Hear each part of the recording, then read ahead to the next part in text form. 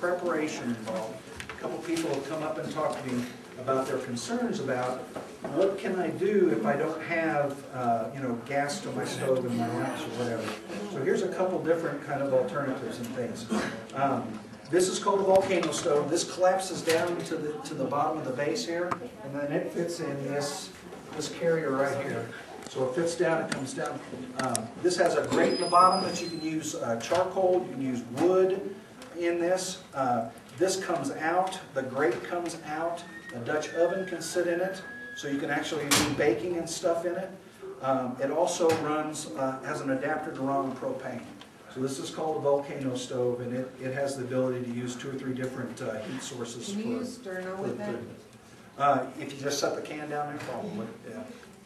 Yeah. Marty, do you know as far as charcoal, how well it stores? I mean, we're pretty dry here. Yeah, I know.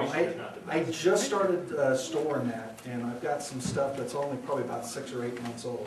My concern would be with the ones that are impregnated with all the other self-starting ones, that stuff would just outgas over a period of time, and you'd be left with a garage that smelled really bad. I've seen the coal. The chunks of it. Yeah, and people that have had it around forever, and it still burns great. Sure, yeah, the coal, with any of this stuff, you know, something that's rated for coal or charcoal, and what goes with coal burns so much hotter. Yeah. And you know, this, I would be worried about a sheet metal thing like this rather Right, than probably coal. unless you had little teeny chunks that you put in the wood or something. Well, So, the thing, Marty, about charcoal is it absorbs moisture very rapidly. So, you know, we don't have a lot of that issue up here at this dry altitude, but still, charcoal will absorb moisture and becomes useful. Another alternative, rocket stoves, anybody heard of them? And if you just have a handful of wood, It's rocket.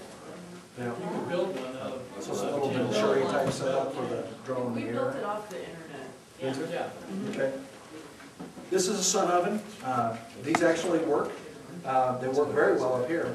The only trick with this is that, you know, obviously you got to kind of watch it. This isn't something you just kind of walk away from, and to make sure that you're kind of tracking with the sun and stuff. So, but these work really well. When we talked about the bulk grains and stuff, we talked about processing this. My plan was to set this up for you guys, and there's not a good table in this whole building in which to attach a grinder to. So this is an example of a grinder. Don't let the plastic housing and stuff on this fool you. This is very, very versatile. And so it has this attachment here, which is for cutting of vegetables and stuff. This then comes off the base. You switch over to grind wheat. Does it make flour? It makes flour, yes. So there's an adjustment on that. Marty, is that manual or is that? Yep, this is manual. Make sure you buy manual. They also make a, sorry, I'm turning this the wrong way. They also make a motorized base that goes with this. So any of your attachments for your hand crank, this basically just clamps under a table. All these tables have this real shallow lip, so you can't really use it. But basically, goes in here and you turn your crank. The auger pushes it toward the burrs and stuff on the front and runs. Okay. This is pretty nice. So this cuts vegetables, shreds cheese, does all that stuff for processing, maybe for the canning at the next table. Can also do your grains and stuff. There's an attachment that they have for this that you can roll oats and do oats and process oats and stuff for it. A lot of versatility. This is called a, Monica, you remember what this is called? Family Living, I think is the name of this one. I'll get the name for you. I got it. It's sitting in the thing over there. Every flour grinder I've seen, they're like $300. Okay. Got the same. This with the base with the flour grinder I think is $139. I think is what this is. Try Cabela's or LL Bean. I got some That's good where ones. I got mine many years ago. If you are going to process flour, or you're going to have a lot of wheat on hand, I honestly recommend the $400 one she's talking about, which is the Country Living grain mill. It's all cast iron, it's huge, it's got a flywheel on it about this big. So for every little crank I do here on that other one, I'm grinding a lot more on the outside. The burrs are a lot larger. The wheel itself is V'd for a belt, You can run it off a bicycle, you can run it off a motor, you can, I mean, I'm just saying, if you're gonna be doing a lot of stuff, there are less expensive grinders out there. There's like $39 ones, which is the real small one. It holds like a quarter of a cup in the hopper up top. And it looks like an instrument of torture to me versus some other anything else. It works though. It works. No, I'm not But saying it doesn't. what I wouldn't want to question- be. I wouldn't want to be a baker using that. Is all I'm saying. I am a baker. Okay. So that's why I question why you Okay. store so much wheat instead of buying the flour. I've stored flour for 20 years. I understand. Oh, And okay. it's, up here, it's absolutely fine. Yeah. Up here, that's the key. But I'm not planning I on tried moving to make anywhere. bread in Riverside, California. I can understand. The debate that's out there as far as doing the wheat berries versus the already ground is there's some people out there that feels there's a loss in nutritional value once it's been ground. That's the only difference between them. When you keep them with wheat berries, you can sprout it. You can do some other things with it that you can't do once you process it in the If you flour. buy organic wheat berries, if you just buy wheat from, you're driving through Kansas and you stop it, Yeah. which we've done. Let me talk about that for a minute. Most of the stuff I store is organic, right? That is a choice I make because this represents a 25, 30-year investment for my family, right? So I usually do that. That's not to say you can't do anything else, but I'm just saying I'll just throw that out. One of the things we talk about the nutrition value of stuff. There's my helper here. Can you use beans instead of? You can grind beans. This book here, which is on beans, because sometimes when beans get stored for a long time, the skin starts getting tough and stuff on them. And so a lot of times people use like recipes in this book, which uses the kind of bean flour. They grind it up and then they use it in some of the recipes and stuff they find in this book here. So that's what's nice about this one. So we talked about nutrition and vitamins and stuff.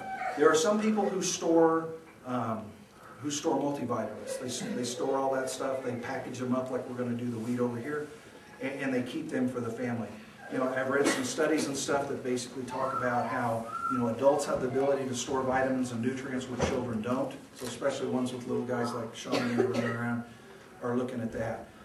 Another alternative are when you're buying sprouts. So you're storing seeds and stuff like this, you're sprouting them in here and you're using that to get your nutrition or your vitamins and stuff as a supplement and eating that. So I've got some examples.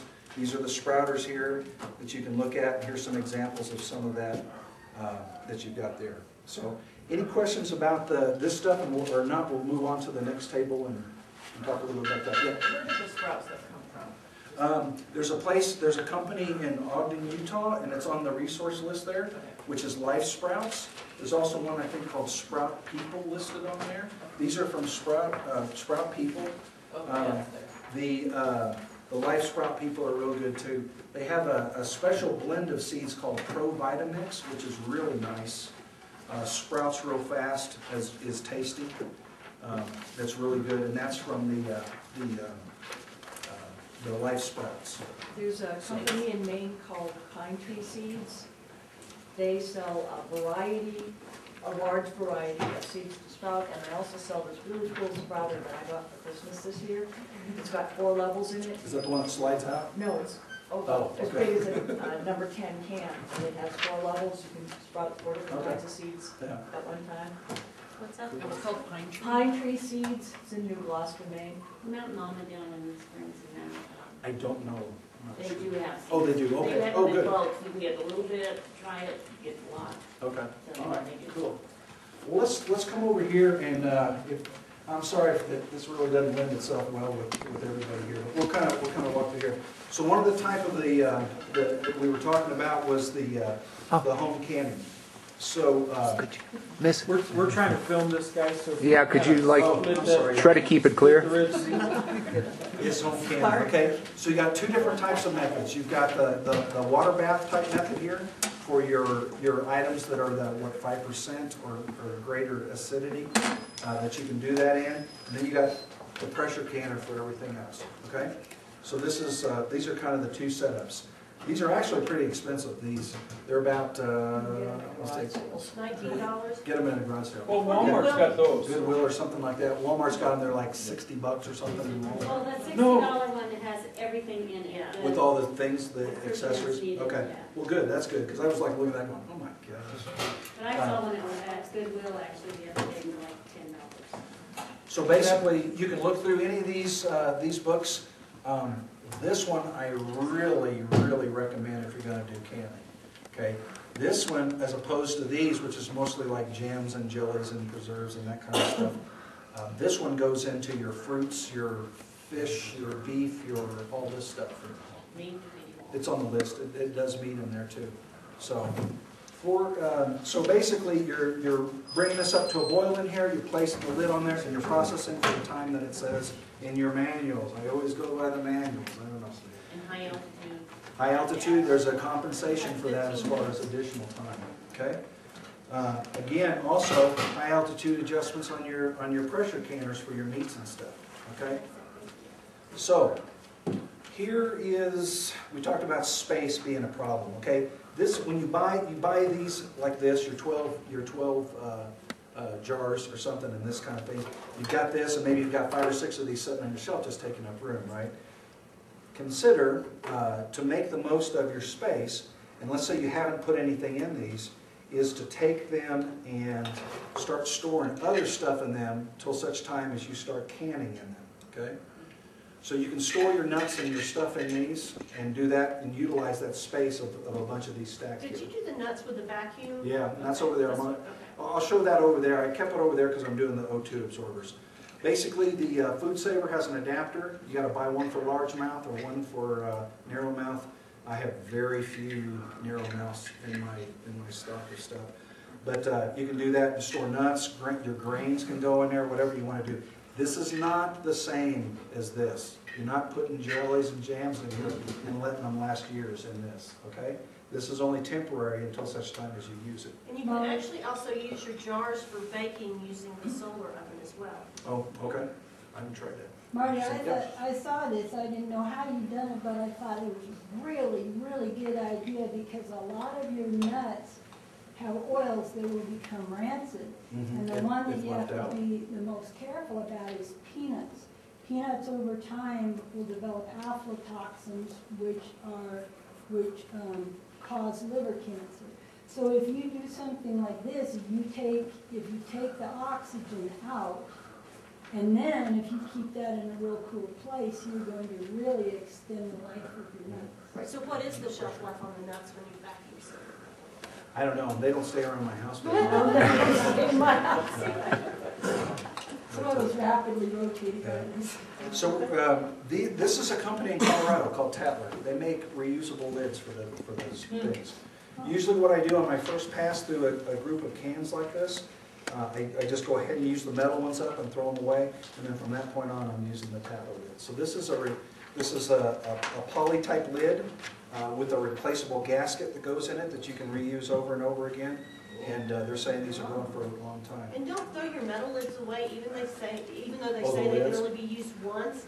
In an emergency, they can be used multiple times. Usually what I do with those is I clean them up and then I use them when I do the sealing on the nuts and the other stuff. You reuse them for that. After I use mine once, I put them in a bag that says used once, and in an emergency, I have them Try them used again. again. I've heard people saying they're getting 2 or 3 times out of a regular lid in that. Exactly. You know, we're putting up some stuff, we're not doing a ton of stuff, and it's like, you know, but anyway, these are very nice. So, you know, I'm starting to slowly convert over. So we talked about Where do you get the tablets? Order them? usually at the shows and stuff. Their shows. They have Self-Reliance Expos, and they had 2 in Denver last year. I'm not sure. The one in the Colorado Springs is this April. If you look on the resource list, there's one for like selfreliance.com or something like that is the website that's listed under the websites. Self-Reliance Expo. You go on there, they're going to be down in the Springs. Go down there and support your vendors that are selling all this stuff and get to see some neat things. So we talked about cook what you like, right? Meatloaf, chili, chicken soup, okay? So many different things here. The meatloaf is packed cold and canned, and it cooks in the can, and it's already done, okay? So a little different. I mean, this, I mean, look at that, that's kind of scary, right? This is 90%. Okay, so it really kind of pulls that out. What we found with this is that it's not as firm as like a meatloaf that you do in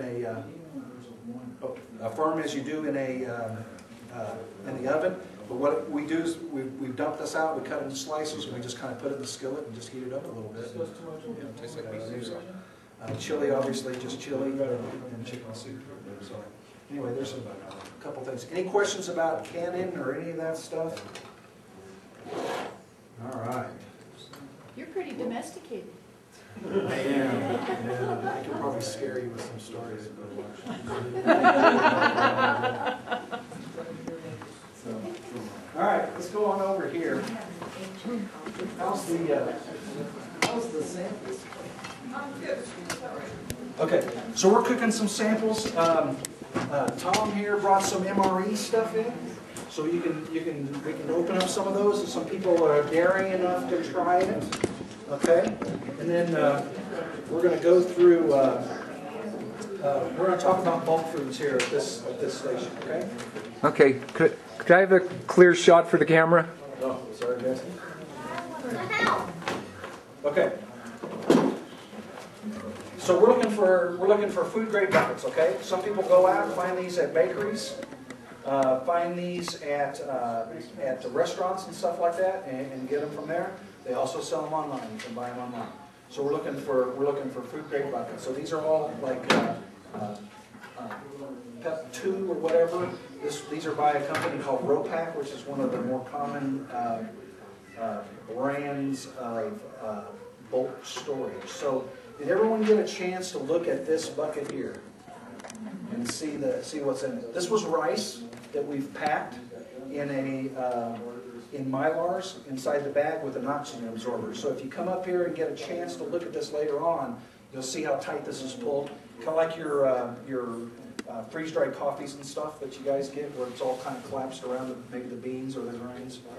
It looks like that. So this is how we store it. We're purging the oxygen. Remember, oxygen is one of those things that we're concerned about for shelf life. We're getting the oxygen out of there. Okay. So the Mylars. This is like a plastic with a little aluminum type thing around it. They come in different thicknesses, and obviously the thicker they are, the more expensive they are. Typically in the buckets, we're using something around 5 millimeters. These are like 4.5s. That's nice. I don't know that I would go with a thinner one for fear of it being punctured or something like that. Like a 3.5. Let me just start passing some of these around. A 3.5 that you can feel the difference in the thickness here. Feel the difference between those two. Okay. On the other hand, I think you can go the other way too. There's some, I got one here that's a 7 mil, something like that. It seems a lot harder to work with for me. So I try to stay away from 7s and stuff. You know, there's only 50 cents or so difference between one bag and the next as far as the mil thickness, so you're not necessarily saving that much money. But I usually try to stay away from the 7s and stick with something you know, in that 5 mil range for buckets and stuff. So what would I be doing with all this? Obviously this is going to fit in a bucket. I could do individual small type things in this, a gallon size. I can do like a small thing of black beans or something like that. I can throw them in the bucket, right? Do a bucket, up the lid, and have a bunch of stuff. So that's an option. Some people seal with oxygen or non. If they have bulk of something, whatever that may be, they could use these smaller bags. So kind of having a section of them. What's that? Is that what you were referring to with the vitamins earlier? Some of them are storing them in right up there. Yeah. Some of these, the one I think the 7 that's coming around to you guys is. Has a Ziploc thing built into it. So you can come in there, Ziploc it off, and then seal the top, right? When it comes time to open it up, you open it up, and then you can reseal back on and keep using stuff. So those are kind of nice. A little bit more money than the others, but that's kind of nice. Do you need to have an oxygen absorber in each one of the bags that you use? Well, I mean, if I was, I mean, you could just store it, if you weren't necessarily worried about the oxygen, I wouldn't go to the expense of putting them in Mylars, right? I just use a regular Ziploc or something if you had something. But if I'm interested in getting the oxygen absorbed, or getting the oxygen out, I'm going to the Mylars and I'm using the absorbers. If that makes sense. So. What would you do with vitamins? I don't know. I do the sprout stuff. We're doing this. We don't do that. I don't do the vitamins, so I'm not sure. I'm not sure what that would be. What that would be like. An exception to bulk storing foods are the use of sugars, and it is very frowned upon to use that because basically this becomes one big block of sugar and hardens up when you take and pull the oxygen out. So that's something you do air storage, where you basically do what we're going to do, but don't put the absorber in it, right? There are some concerns for some people with wheat in that they want to be able to sprout it. And a lot of the sprouting places are saying, don't take the oxygen out and deprive the seed of the oxygen. So they're saying that to store in air also. So there's another example of that. Okay? Are you saying that we should bring a bucket and put it up on the bucket? We're going to go, yeah, you'd seal the lid up. You'd push all the air out that you could and just seal the top of it. Oh, so you still use the Mylar? Yeah, you can still use the Mylar. I know it stores Yeah. What if you just put it in the Ziploc bag? You could probably do that too. That'd probably be fine. Yeah. To keep stuff from getting into your bags, right? And the critter store also uses buckets? No, I haven't seen it yet. We'll see how it goes. There's always something else for them to eat before they want to chew through it. Okay, so any questions about the Mylars or this? Are you vacuuming that or something? You did it that time? The oxygen absorbers pull it down. Oh, do they? Yep. And what's the website on that little package? The Mylars Direct is on there. They sell those. I thought there was a different website on the little OTG. I think these came from Emergency Essentials, the BePrepared.com. There's a company name on there, SORBENT Systems. Sorting systems. Sorting systems. As well. Okay. You can sometimes cut out the middleman a little bit. Okay. Or the size as you want. So I don't like, I think Emergency Essentials doesn't tell you what the thickness of the bags are. No, they don't. But these are Emergency Essential bags here. They're about 4.5s. So we're looking around 5 mils on theirs, which work real good. Okay. What we're going to do now is load a bucket. So, who would like to, okay, we're going to talk about sealing here. They make sealers that you can go out and buy. You know, we're talking about bringing one over from the LDS church. They got a real nice setup there, a professional kind of thing. They also have ones you can buy off of Amazon.com or whatever. They're about $109 or something like that. So, we use this hair straightener, which you can buy at Walmart, which is, and the model and stuff's on your list there under loading buckets under the Resource Center. And we're just using this, right? So this one is programmable for the temperatures. We're doing these almost 5 Mylar, the 4.5 Mylars. We're doing these about at 320 degrees to get a good seal on them. So realize, you know, if you got 10 buckets you want to do, don't order 10 Mylars. Order extra Mylars in case you're playing around with this for the first time, because you're going to have to figure out what your best temperature works for your Mylars, right? Obviously, your thicker stuff is going to take a little bit more heat to get the seal, right? Your thinner stuff's going to take a little less heat, and you know, and who knows on this made in Japan hair straightener if this is actually putting out 320 degrees or not. So you got to kind of experiment with what you got, with the Mylars you've got, to figure the temperature that you need. Okay, so we're going to go ahead. We're going to go ahead and do this. The step-by-steps for this is at the bottom of your resource sheet on how to load a bucket. It says in there. Okay, it tells you what you need, tells you what you can get. The model for this is on there too. So I think before we do this, I'm going to give anybody that wants a chance, because there's only going to be 1 or 2 of us doing the actual bucket here. If you want a chance to see what this is like, I'll turn this on, I'll fire it up, and you guys can actually seal it. We'll cut that section off, and the next person can come up and mess with it. Is anybody interested? Yeah. On that little oxygen chiclet, for a lot of the foods that we open at this time, we can find those little O2 packets. Are we able to reuse those? Or I've seen stuff on the net where they say you can put them on a tray, put them in your oven, kind of you're drying them out and trying to use them. you know, again, we're talking about the organic stuff versus non or whatever. You know, I consider this an investment. I'm not gonna try to save an extra $1 or something versus using a fresh one that I know is good, right? And then, that's a good point also to talk about. What's the temperature you said with that? 320. And that's my bags with my thing, so I say that with reservation. Okay, so we're gonna get this going here. Most of the things that you read, they're asking for absorbers. They come in different sizes, right? These ones are 2,000 of cc's, right? This one, these smaller ones are 500. We're looking for, in a 5-gallon bucket, around 1,500. So typically, like in a 6-gallon bucket, I go up to a 2,000, a single 2,000 in there. So, but these are for like smaller bags, or you can use multiple of these in one of these if you wanted to.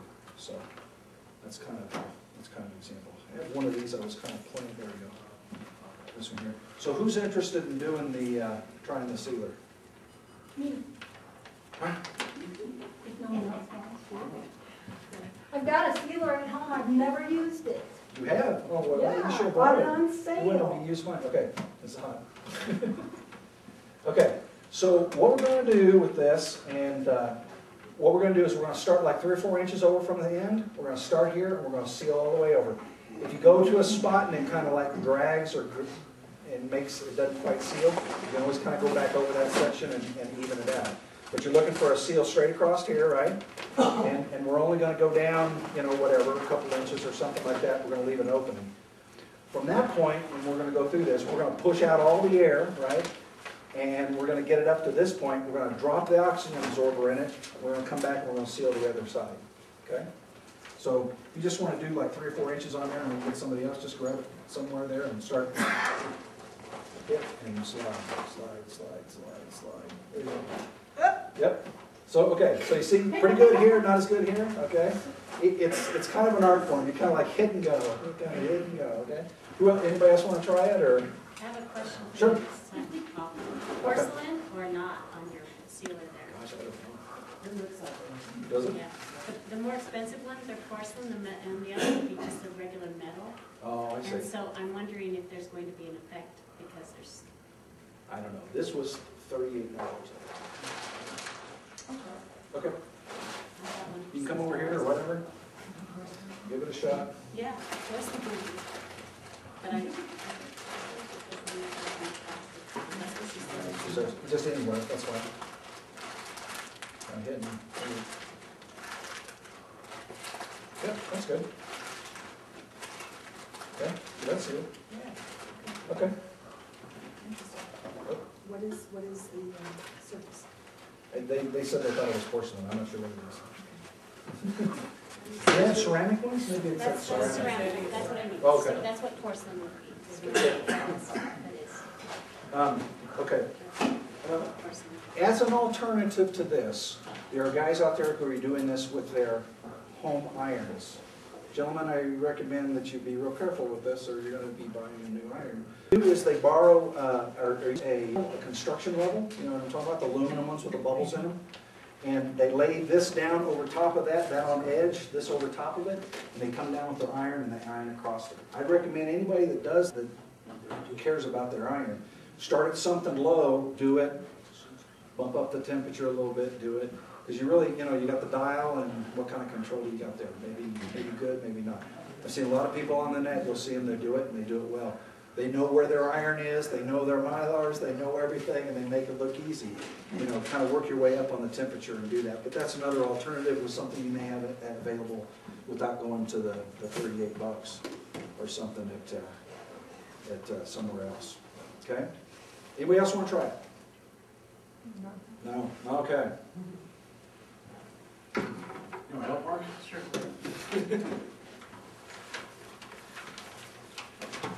All right.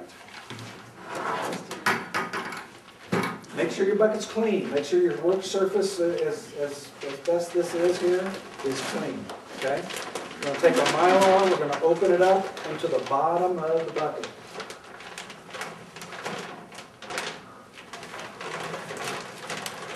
These Mylars for buckets will fit either a 6 or a 5, and it's gonna have extra stuff sticking out in the 5. 5's about this high, just for the point of reference. All right, so we're gonna open this up.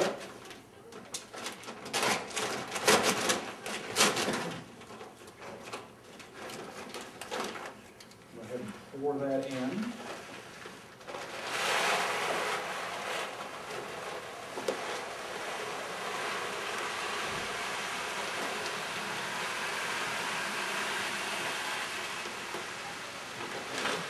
How much head space do you have? How much what? Head space? About 3 inches or so, about how much of that's got in there. Can you store it in the Mylar without the bucket? Pardon me? Can you store it in the Yes, Mylar but you gotta worry about insect, or bugs and rodents and things getting into it, chewing through the bag, not insects, but. So I'm gonna grab this and kinda just get the creases and the stuff out of it, make sure there's no air pockets or anything in there that's gonna compromise my absorber. Second one, please. We'll go ahead and do this part of this one anyway. What do you think you would save by doing this yourself as opposed to buying it already in the Mylar?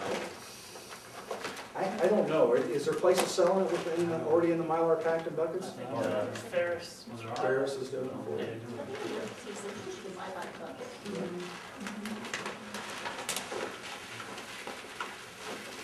you.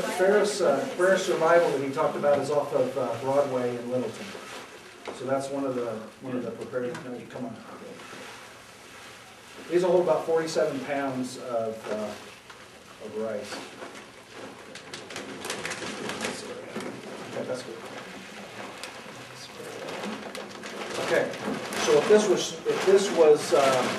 this was sugar, or this was something that was real loose or something in there, you might have some contamination on this inside of the seal. You want to make sure you clean that all up. With the rice, there's no problem there. So make sure that's cleaned up, and you set this up like this. And this is a two-hand job here. So anybody want to, he's just going to hold that. We're going to go through here and we're going to seal this over here. I like to keep the buckets and something at a good working height, like on a table or something like this, so you're not leaning over while you're doing it.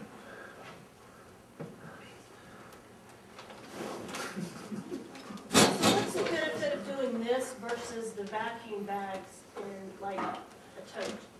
This is sealing a lot better. Yeah. I think you get a much But better rice seal. has got a long shelf life anyway. Pardon me? Rice and beans, they Yep. have a long shelf life anyway. So Yep. So now, did you put an absorber in there? I have not. I'm leaving 4 inches open. I'm starting here and going over. Okay. I'm sorry. So we're just kind of hitting, and we're sliding down.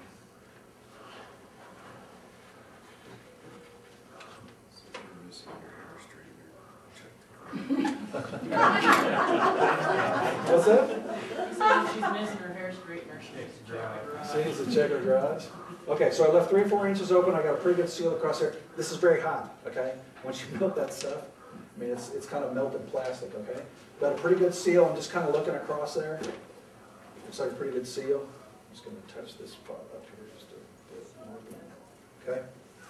So at this point, I'm going to throw my oxygen absorber in now.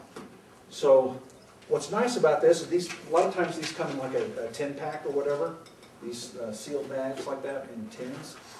So a lot of guys line up 10 buckets. They do 10 buckets at once because they don't want to mess up their things. Usually what I do is I just throw the remainder in this jar and use the vacuum sealer to seal the lid and to protect it. I make sure that the little warning thing in there, that turns dark when it's got too much oxygen checked around it. So we pull that out. So I'm going to go ahead. Would you say that again? You lost me. Okay. Typically these come in packs of 10. So once you open the big package, they all start absorbing the moisture. Okay.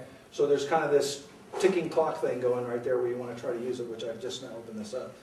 So what you do, a lot of guys, they'll do 10 in a row. They'll set up 10 buckets. They'll just drop, and then come in and do the last 4 inches on each one of them, right?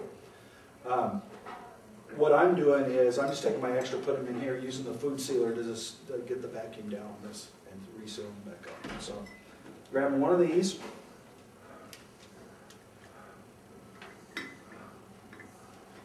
And I'm placing it back here. All right. I'm going and I'm kind of pushing all the air out of it and getting this end up. Put that just like that. And we'll try not to burn you. And then we're sealing up the rest here.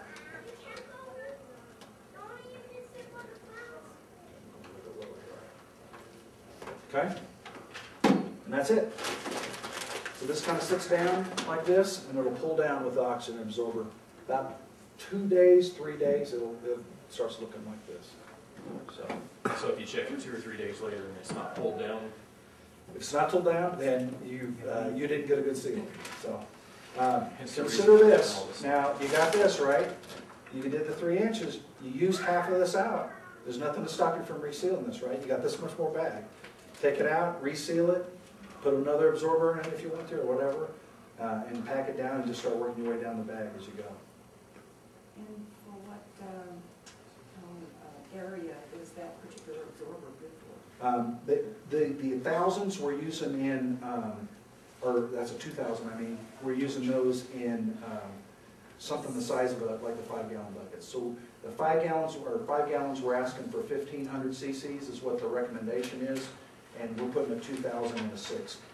You can't, I would err on the side of having too much, you know. I mean, to save yourself 50 cents or whatever for an additional little small packs or something on top of it.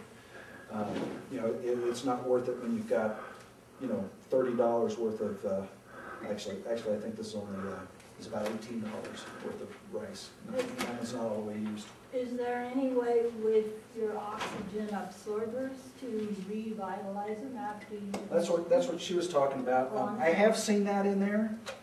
I have seen that in there where people have done that, where they put it in their ovens on a low temperature setting for a long period of time, and it's supposed to pull all the moisture back out of the absorbers. You could probably reuse them. That probably works fine. I'd probably err on adding more in there than I wanted to. But, you know, when you've already got, you know, $6 or something in your bucket, and you've got, you know, $18 worth of rice sitting here, and you've got, you know, a $1.80 Mylar and stuff, it's like, what's another, you know, 50 cents or something, right? So go ahead and spend the money and do that. Yeah, you mentioned $18 rice. By the time you use it, it might be $50. It might be $50. It may be immeasurable. I'm going to throw this out when we talk about this. There is a, anyway, so this is sealed back up again. There's a, anyone here from Brazil? Ever been to Brazil? So I was reading something kind of interesting on the net. They were talking about when you go into like for a job and stuff, they have like, you got so much wage or whatever, but there's often a food, it's not really a bucket, but a food bucket or something for a week's worth of food that's thrown in there. So they talk about your salary plus a bucket, or salary plus 2 buckets, or whatever like this. Is kind of how they do this. And there's a name for it, and I can't remember. It's basically, it's like the basic, it translates to the basket of basics. And something my wife and I have been talking about doing is trying to do that kind of same thing, but using like a bucket like this, okay? So in Brazil, what it is, it's basically, for a family of 4, it's like their food for a week that sits, you know, it sits in this. And it's usually vacuum packed, very basic. I mean, just a little bit of, you know, canned sardines and rice and beans and the typical staples of the Brazilians. What we've thought about is kind of doing this kind of like a friends and family thing, where you've got a bucket like this that you've got, and inside this you have a bunch of the smaller Mylars, and you do something where you got food for somebody for a week. So you got a little bit of rice in here in one Mylar, you got a little bit of beans in here for another Mylar. Something that in an emergency type situation, you could either grab this for yourself and go, and you know you at least got a week's worth of food here, right, for your family of 4, or something you could pass out to your neighbors in case of an emergency and hand out to somebody else, or, you know, give away for a Christmas present or whatever, I don't know, to somebody who not into food storage, but you'd like for them to have something. And Marty, Anyway.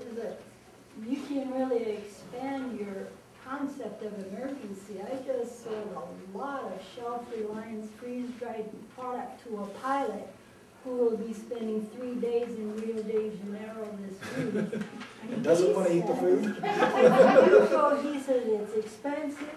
He went, one of the other pilots he knows went to an all-you-can-eat buffet to kind of tank up. It cost $100. US? $100 Pesos? US in Okay. Rio de Janeiro for a buffet. Yeah. Oh, but That's make right. sure you take good water, because I've also heard horror stories about India and the germs, the bugs in India that nobody here has ever seen. Yeah, you could put bottled water in here with that, some beans, some rice. I mean, you could even do, not that you want to do Mylar, a Ziploc freezing type bag with a roll of toilet paper. I mean, there's all kinds of things you can do. And then they have a bucket here to gather water in to do the filtration, but that's another course, right? So, but anyway, just a thought there, so. All right, thing maybe, 1.4 is a lid with a gasket. Some people go to Home Depot and buy them or whatever. A lot of these don't have gaskets in them, so we're looking for some gasket, right? This lid on this bucket is called at this point I just put a sticker on the outside, right on there, long grain rice. What I'm doing is I'm cutting out the direction stuff, so I know what it is, I know what the nutritional value is. I lay that on top and put the lid on top, okay? Just so you've got that available to you. But this lid here is called a gamma, and these are really nice. So you got this basic ring that snaps on the top, and it's gasketed top and down. Okay, that's really nice in a bucket you're getting in all the time because you're bent down with the air. That really seals, and you're kind of there's a kind of nice in the lid. So those are lids. Gamma lids. 5 or 7, 6 gallon. Do they fit that bucket? Yes. Oh, cool. Yeah. So you don't have to have this big bucket to Nope. put that in? 5 or 6 gallon buckets. So those are kind of nice. All right, well, let me see where we are for some of the samples and stuff here, and kind of go from there. Any other questions about any of this stuff here, or this table, or any of the other tables for that matter? All right. Okay, let's see what we got here.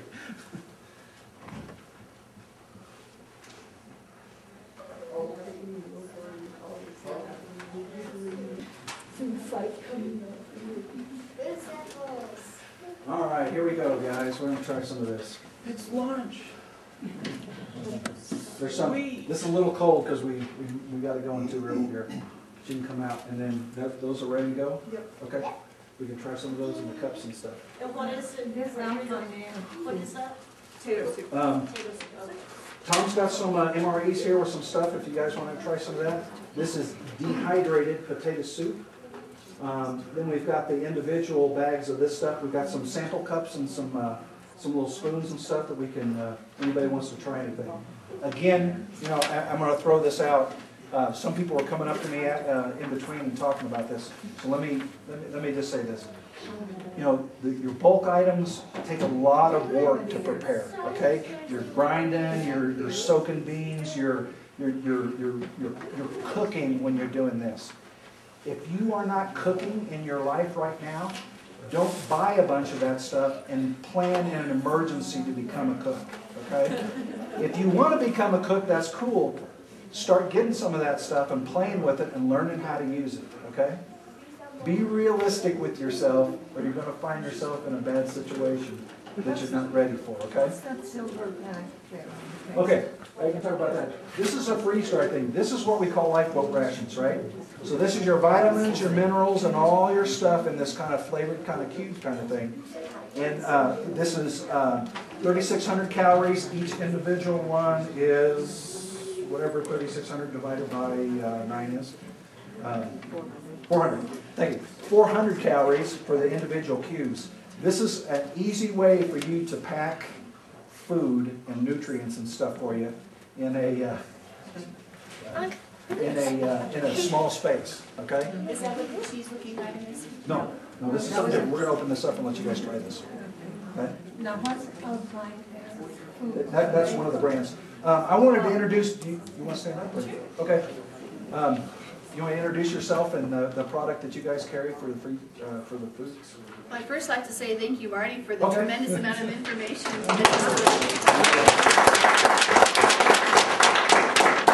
My name is Glad Limbaugh, and there's actually 3 other consultants up here in the Woodland Park, Fluorescent, Lake George area. And Divide. And we specialize in the freeze-dried foods and pretty much everything that Marty has already shared with us. Everything from the solar ovens that we have back over here. We have the freeze-dried foods.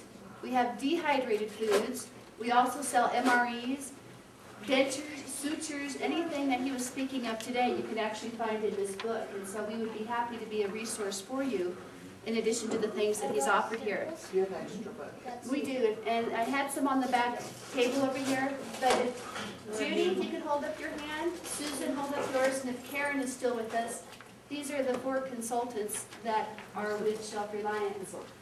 Some things that you do want to consider when you're looking at your food storage, what they're concerned about is how the heck do I start with food storage? Honey, I can't even pay my electric bill. I don't know where I'm going to put my food storage. I don't even know what things to put in my food storage.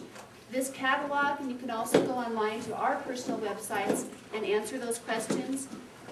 But at least you have a desire and an interest in which to get the information.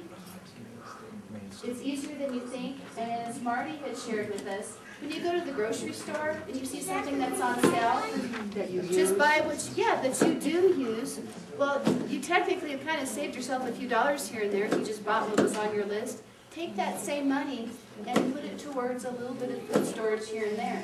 Even if it was only 1 can of this, 1 can of pineapple, 1 can of freeze-dried soups, you can do a lot with very little. And as Marty had shared, you can do a lot with comfort foods, whether it's ice cream. Terry, my husband, he's actually becoming quite a chef with the freeze-dried foods and adding certain things to some of the soup bases.